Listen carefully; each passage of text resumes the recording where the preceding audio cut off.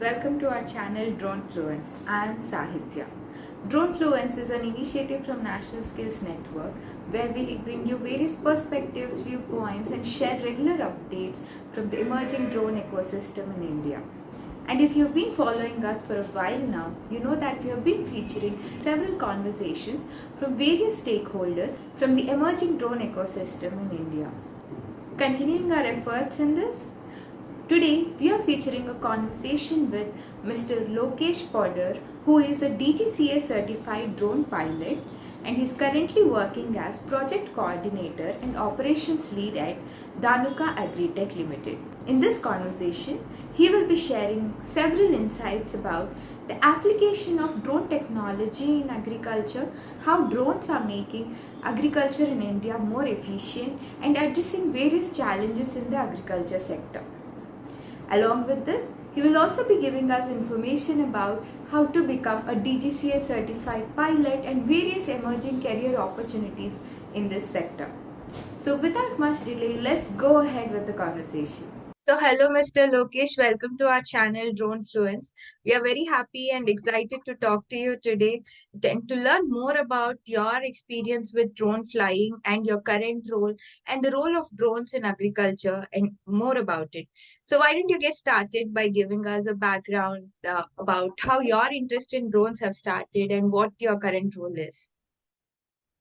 Okay, so hi. First of all, thank you so much for for having me in your channel. So I'm Lokesh Podar and I'm working with Dhanuka Agritech Limited. And from last 2 years, I'm handling the drone operations here and the precision farming part. So my interest with the drones was started at the time of my MBA in agribusiness. So basically, at the time of my MBA, we have studied about the ICT applications in the agriculture and the use of the drones in agriculture and the precision farming activities. But at that time, like the scenario was like that when you are surfing anything on the Google, like how to use the drones in agriculture and how to spray the pesticides and insecticide with the drones, Google will only let you know like the spray of the pesticides is completely banned. Spray of the insecticide is not allowed by CIBRC with the drones. So at that time, scenario was like that. So at that time, the ICT and the drones was there, but that was only the part of the books. That is not, the part of the practical life.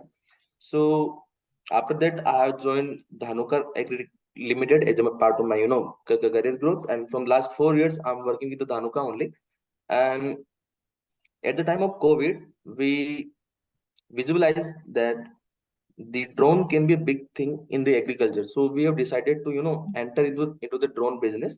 So our chairman, sir, Mr. RG Agarwal, like visualized like we should enter into drone business. So at that time, we tried to assist the entire drone industry, which was there in India. So actually, this is a scenario before any the drone rules and the SOPs of the drones. So at that time, I was fortunate enough to be the part of the drone project and I was handling the operation. So I was given the responsibility like we have to assist the drone industry. So we have assessed the major startups which was there in India because the import of the drones like the Chinese drone was completely banned in India. So we assist the major drone players in India which are dealing in the agriculture.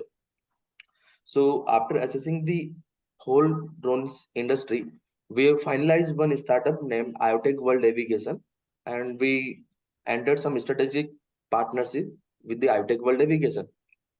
So after entering into the strategic partnership with the IoTech World Navigation, we tried to check the physical parameter tested like what is the tank size and in how much liter it can treat 1 acre and like what will the time requirement for the 1 acre and in in one battery set how much acre it can treat and the most important part was like what will be the bioefficacy and the phytotoxicity impacts on the crops. So we tested all these things on the farmers field and we treated almost 5,000 acres at the farmers field at free of cost. So we tried to aware the farmers about the drones and the impacts of the drones like that way. So on August 2021, government has released the drone rules. Before August 2021, India was basically a red flag. Like for flying any drone, you need to take permission from the police officer. You need to take permission from district collector. So that was very hectic process. So that red flag was entirely converted into the green flag. So after August 2021, the major agriculture land, approx 80% agriculture land is in the, we can say, like a green zone. So we can fly the drone without any permissions from the police department. If you are having the drone which is approved by the DGCA, and if your drone is certified by the type certificate. So along with those rules, CIBRC has released the list of 477 molecules. Like, okay, these are the 477 pesticides which can be used by the drones for any spraying purpose. So I think that was the best part of the industry, and that was the turning point for the drone industry. And this is having a serious implementation, and like now every company is using the drones for their spraying the pesticides. So giving the relaxation for the 477 molecules was a big thing that was given by the CIBRC initially. Yeah. So, what are the areas of application of drones in agriculture? Like pesticides and spraying fertilizers and pesticides is one area. What could be some of the other areas where drones are extensively used in agriculture? Okay. So basically, we are generally saying like, the drones will be a big thing in agriculture because, if we really want to transform the Indian agriculture, so we can transform the Indian agriculture through technology only. Like in the developed countries like China and Japan, they were using the drones from last 10 years. And in India, we are just, starting the drones in this space. So basically the major, applications of the drones in agriculture can be related. The major will be spraying of the pesticides and the fertilizers. The number two will be, broadcasting of the seeds. Basically, seeds also can be, broadcasted with the drones. Another thing with the drones, we can, have the crop health monitoring. So with the sensors like multispectral sensor, hyperspectral sensors, and the RGB sensors, it is very much easy to, to monitor your crop health monitoring. So we can check the plant health and we can count your plants like that. But the major implementation of the drones will be related to the spray of the pesticides, because the best part was like the drone can spray of the pesticide in 1 acre in just 7 minutes, and conventional method can take up to 3 hours, 5 hours, like that. So the major implementation and application will be related to the spraying of the pesticides and the fertilizers related to plant health monitoring. Like for example, if we want to test the any health of our any crop like the paddy, for example, I'm talking about the small patch of the paddy. So with the sensors like multispectral sensors and the hyperspectral sensors, I can easily check like what will be the yield. So based on the data, I can calculate their yield in advance only. So I can it can help in making the decisions like when to harvest the crops, like that. Yeah. So basically, the drones are used in various ways to make agriculture in India more efficient, and it is also addressing one of the issues of labor shortage sometimes in some of the seasons. Yeah. Yeah. So, how are you convincing the farmers to accept drones as part of their agricultural practice? Because not most of them are aware of the uses of it, and also the cost factor comes into play. So, how do Mhm. you convince farmers that this is a useful technology that can be adopted? Okay, so first of all, let me tell you like what is the benefits of the drones as compared to the Mm. manual spray. So for any manual spray, like for example in the paddy, the farmers are generally using up to 200 liters of the water, and in the drones, the same job can be done in just 10 liters of the water. So another thing is like for the the spray with the manual spray or the any knapsack spray, farmers have to wait for at least 4 hours to get the job done, and the same job can be done by the drone in just 7 minutes of the time. And the third thing is, which is major thing, like with the drones, inhalation of the toxic pesticides can be stopped. Like whenever a farmer or labor is spraying any pesticides, it may be possible, and it is there, like major pesticide will also be inhaled by them. So with the drones, the inhalation of the toxic pesticides can be stopped completely, because there will be no direct involvement of of the labor or any of the farmers. So, and the fourth thing, obviously, the labor shortage one. So basically, in the south region, there is huge labor shortage. So drones can be, a big impact on that thing. So on the costing part, basically, costing part, can be convinced, like overall cost of cultivation can be, managed by the yield. So if the farmers are using the drones, it may be possible, and it will be there, like the yield will also be increasing, because there will be no overlapping of the spray, and there will be no wastage of the spray. So ultimately the cost, will be approximately similar only, but their yield will definitely go up. So, like for example, I would like to give an example. Like in paddy, there is one pest which is known as brown plant hopper, which is basically BPH. It is one of the notorious pests which is there in, in the paddy. So it can destroy whole paddy crop in just like 3 to 5 days maximum. So with the drones, the thrust which is generated by the drone, it can reduce the impact of the BPS to a severe extent. Like, for example, we have conducted one study on the BPS last year in the Punjab region. Like, we have tested one chemical on that, and we got a wonderful results. And the efficacy of the chemical with the drones on the BPS was like around 95%. So, ultimately, drone will benefit the yield of the farmers, because controlling the BPS up to 95% is not possible for the manual, guys and all. So that way, and ultimately, for awareing the farmers about the drone technology, government is also, taking many things, like government has announced the subsidy programs, and under this program, government is distributing the drones at free of cost to the ICR institutes. In that program, government of India like mentioned every ICR institutes like KVKs or state agriculture universities can take drone of up to 10 lakhs rupees at free of cost. So, government is giving subsidy to one ICR institute at like around 10 lakhs, and the for farmers group, the subsidies are different. For the KVK subsidy are different, and for the entrepreneurs also there is some subsidy program. So like custom hiring centers are there. So for custom hiring centers, there is subsidy up to 40%. So government is also trying to reduce the costing part and to aware the farmers about the drones. Another thing is like to get the cost down, government is also incentivizing the the the companies like drone like the schemes like which we known as like PLIs and all.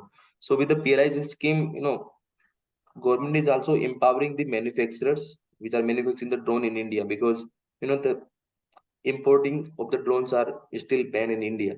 So I understand there are several job roles that are coming up around in this sector. Like, for example, the role that you do, like a project manager, managing a group of drone pilots, and also drone data analytics. I mean, analyzing the data that is generated from drones. So, what are the other areas or the job roles that are coming up? With a certificate in drone flying, especially related to agriculture in India?